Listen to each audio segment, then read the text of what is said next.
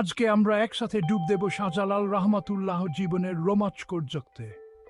বাংলাদেশের সংস্কৃতি ও পরিচয়ের সাথে গভীরভাবে জড়িত একটি নাম শাহজালাল রহমাতুল্লাহ। ত্রয়োদশ শতাব্দীতে জন্মগ্রহণকারী শাহজালাল রহমাতুল্লাহ ছিলেন একজন শ্রদ্ধেয় সুফি সাধক।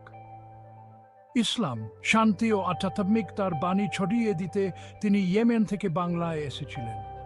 একবার কল্পনা করুন, এক কিশোর ছেলে 10টি ভঙ্গি নিয়ে পৃথিবীর অর্ধেক পথ পাড়ি দিচ্ছে। শাহজালাল রহমাতুল্লাহ গল্প শুধুই ভ্রমের নয়, বরং কিভাবে তিনি মানুষের জীবন স্পর্শ করে এই অঞ্চলে এক অমোচনীয় ছাপ রেখে গেছেন, সেই গল্প আজও তার প্রভাব অনুভূত হয়, বাংলাদেশি সমাজের সঙ্গে মিশে আছে, এবার বর্তমানে এগিয়ে আসে। ব্রিটিশ বাংলাদেশি আলোকচিত্রী আদিব চৌধুরী তাঁর অবিশ্বাস্য ফটো সিরিজ লাল মাটির মাধ্যমে শাহজালাল রহমাতুল্লাহ পথ অনুসরণ করেছেন। কোভিড লকডাউনের সময় ফজলে রাব্বি তাঁর কাজে আরও ব্যক্তিগত মোড় নিয়েছেন। প্রেম, নির্বাচন ও ইতিহাসের মতো বিষয়গুলো নিয়ে অন্বেষণ করেছেন।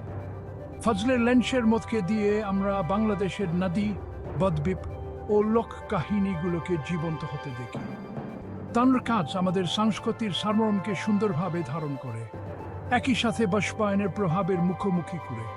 এটি একটি দৃশ্যমান ভ্রমিয়া আমাদের নিজেদের পরিচয়ে এবং আমাদের মাতৃভূমির সাথে বন্ধন রয়েছে সম্পর্কে চিন্তা করতে আমন্ত্রণ জানায়। এবার একটু গিয়ার বদলে ফেলে ঢাকার হয়ত শাহজালাল আন্তর্জাতিক বিমানবন্দর একটি বিশাল সম্প্রসারণের মধ্য দিয়ে আসছে। 20 সালের ডিসেম্বরে শুরু হওয়া এই প্রকল্পটি 20 সালের মধ্যে শেষ হওয়ার কথা। এর লক্ষ্য হল বার্ষিক যাত্রী পরিবহন ক্ষমতা মিলিয়ন থেকে বাড়িয়ে 1 মিলিয়ন উন্নীত করা। এটা আগের চেয়ে দ্বিগুণেরও বেশি।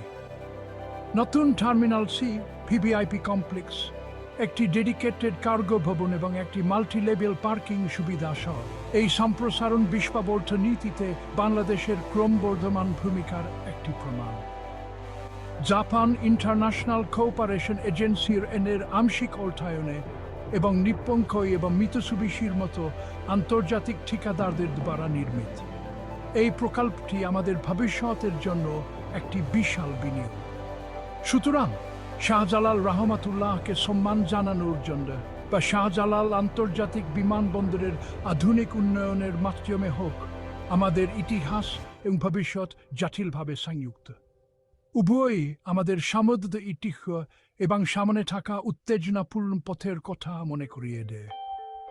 আজকের এই ভ্রমণে আমার সাথে যোগ দেওয়ার জন্য আপনাদের ধন্যবাদ। পরবর্তী সময় পর্যন্ত কৌতূহলী হয়ে থাকুন এবং সংযুক্ত থাকুন।